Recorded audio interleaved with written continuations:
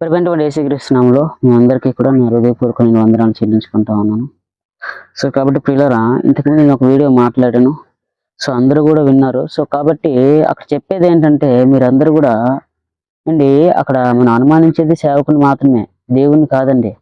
దేవుడు ఏదైనా చేయగలడు. ఆయన స్వస్థత కార్యాలు చేయగలడు, అద్భుత కార్యాలు చేయగలడు, సూచక్రియలు చేయగలడు, మహత్కార్యాలు కూడా చేయగలడు. కానీ ఆ ఇప్పుడు దేవుని పేరట అనేక మంది అబద్ధ ప్రవక్తలు, అబద్ధ బోధకులు లోకమును బయలుదేరి ఉన్నారు అనేటువంటి లేఖనం మీరు అందరూ కూడా చదువుకున్నారు.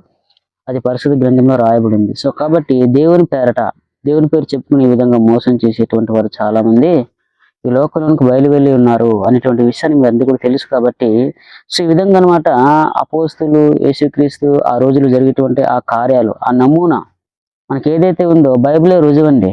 ఈ నేటి కార్యాలు ఏ విధంగా జరుగుతున్నాయి, ఆ రోజు యేసుక్రీస్తు వారు అపోస్తులు జరిగేటువంటి కార్యాలు ఏ విధంగా జరుగుతున్నాయి. కాబట్టి వీటిని మనం కంపారిజన్ చేసుకొని నమ్మండి.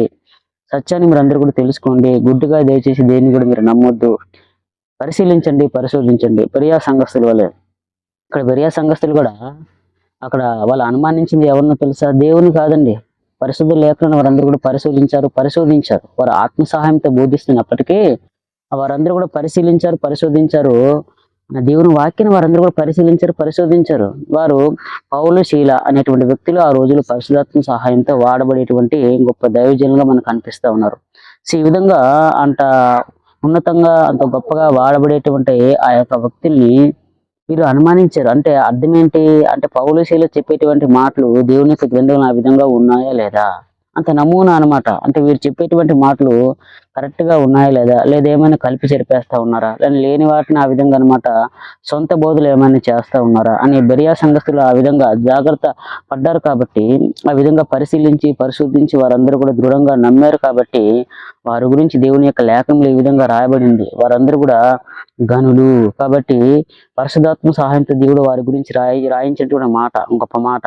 గనులు అన్నాడంటే దేవుడు. అంటే ఈ విధంగా ఎవరైతే పరిశోధిస్తారో వారి విశ్వాసం నుంచి అసత్యమైనటువంటి బోధలోనికి వారెవరు కూడా పోరండి. సత్య సంబంధంగా ఉంటారు, సత్య సంబంధంలో నిలబడతారు. కాబట్టి ప్రియులారా, నేను దేవుని పేరట స్వస్థలు జరగవేని చెప్పట్లేదండి. దేవుడు ఏదైనా చేయగలరు. అసాధ్యమైందంటూ ఏమీ లేదు. కానీ ఏంటంటే నమూనా, అంటే దేవుని వాక్యంలో ఏ విధంగా ఉంది దాన్ని మీరు ఒకసారి చదవండి, గమనించండి. మీరు జరుగుతున్నటువంటి కార్యాలు ఏ విధంగా ఉన్నాయి. కాబట్టి కృపావరాలు, పరిశుద్ధాత్మ సహాయంతో జరిగేటువంటి కృపావరాలు ఎక్కడ కూడా ఈ విధంగా పిలవడం, పేరు బట్టి పిలిచనమాట. ఇటువంటి విచిత్రమైనటువంటి కార్యాలు చేయడం ఎక్కడ కూడా లేదండి. పరిశుద్ధాత్ముడు అనుగ్రహించేటువంటి కృపావరాలు, ఇటువంటి కృపావరాలు ఎక్కడ కూడా ఇటువంటి కార్యాలు లేవు అనేటువంటి విషయాన్ని మీరు అందరూ కూడా గమనించారు. కాబట్టి క్రైస్తవులారా మీరు గమనించండి. మీరందరూ కూడా మేలుకోండి. సత్యాలు మీరందరూ కూడా గ్రహించాలి. కాబట్టి దేవుడు కూడా తన పిల్లలు ఏ విధంగా ఉండాలని కోరుకున్నాడు తెలుసా? జ్ఞానవంతులుగా ఉండాలని చెప్పేసి దేవుడు కోరుకున్నాడు. అంతేగాని మీరందరూ కూడా అజ్ఞానవంతులుగా ఉండాలని దేవుడు ఎప్పుడూ కోరుకోలేదండి. దేవుడు ఏదైనా చేయగలడు. మీరు విశ్వాసం ఉంటే నువ్వు ఆయన యొక్క నీతిని, రాజ్యాన్ని వెతుకుతా ఉన్నప్పుడు, ఎపప్రదీతి మీరు చూడండి, చావబతుకులో ఉన్నాడంట. చావబతుకులో ఉన్నటువంటి వ్యక్తిని దేవుడు ఏం చేశాడమ్మా?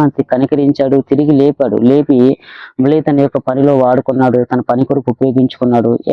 దేవుడు ఏదైనా చేయగలడు. ఇంకా అసాధ్యమైందంటూ ఏమీ లేదు. ఈ విశ్వాసం నీళ్ళు సమృద్ధిగా ఉన్నప్పుడు, నీతిని, రాజ్యాన్ని వెతుకుతా ఉన్నప్పుడు, ఇంత గొప్ప విశ్వాసం కలిగి ఉండి కూడా దేవుడు ఎవరికో స్వస్థపరిచేటువంటి వరం ఇచ్చాడండి. ఆయన దగ్గరికి వెళ్ళాలి, ఆయన ద్వారా మనం స్వస్థపరచబడాలి. నీలో లేదా విశ్వాసము? దేవుడు నీ ద్వారా అనమాట కార్యాలు చేయలేడా? నీ జీవితంలో, నీ బ్రతుకులో దేవుడు అంత గొప్ప కార్యాలు చేయడంతో చేస్తాడు. మొదట నువ్వు దేవుని నీతిని, రాజ్యాన్ని వెతుకుతా ఉన్నప్పుడు, అందులో నువ్వు ట్రావెల్ చేస్తా ఉన్నప్పుడు, ఆయన కొరకు జీవిస్తా ఉన్నప్పుడు, అనేక ఆత్మ పట్ల భారం కలిగి నువ్వు జీవిస్తా ఉన్నప్పుడు నేను దేవుడు చూస్తా ఉన్నాడు. కాబట్టి ఖచ్చితంగా నీ ద్వారా ఇంకా అనేక మందికి సత్యవాక్యం ప్రకటించబడాలి. నువ్వు ఉండాలి భూమి మీద. నువ్వు సజీవంగా ఉంటే అనేక మంది రక్షించబడతారు. లేదా అనేక మంది కూడా దేవుని వాక్యం వినమాట, వారు మారుమనసు పొంది దేవుని ఎదుకు వస్తారు.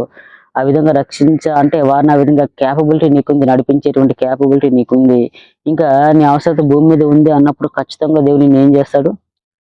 స్వస్థపరుస్తాడు. నీ జీవితంలో అద్భుత కార్యాలు, సూచక్రియలు చేస్తాడు. అయినప్పటికీ నా జీవితంలో దేవుడు అద్భుత కార్యాలు చేసినా, సూచక్రియలు చేసినా చేయకపోయినా సరే నేను దేవుని మీద విశ్వాసం కోల్పోను కదా. భక్తులు కూడా అదే విధంగా ఉన్నారండి. దేవుడు వారి జీవితంలో ఏం చేసినా చేయకపోయినా మనము దేవుని వలన మేలు మాత్రమే అనుభవించతగనా, దేవుడు అనుభవించతగదా అన్నాడు. భక్తులైనటువంటి యోబు. సో కాబట్టి ప్రియులారా, అటువంటి భక్తులు మనందరికీ కూడా మాదిరికరం. కేవలం స్వస్థల కోసం ఇది నాకు చేస్తే నేను నమ్ముతా, లేకపోతే లేదు. సో ఇటువంటి భక్తులందరూ కూడా నిజమైన విశ్వాసం కలిగినటువంటి వారు కారు అనేటువంటి సత్యాన్ని మీరందరూ కూడా తెలుసుకొని, మనకు దేవుడు ఏం చేసినా చేయకపోయినా, అంటే ఈ లోకం మనకేది స్వాస్థం కాదు కదండి. మహా అయితే 60 ఏళ్ళు 70 ఏళ్ళు ఉంటాం. దేవుడు ఈరోజు స్వస్థత చేసినా తిరిగి మనం ఎప్పుడో ఒక రోజు చనిపోవాలి.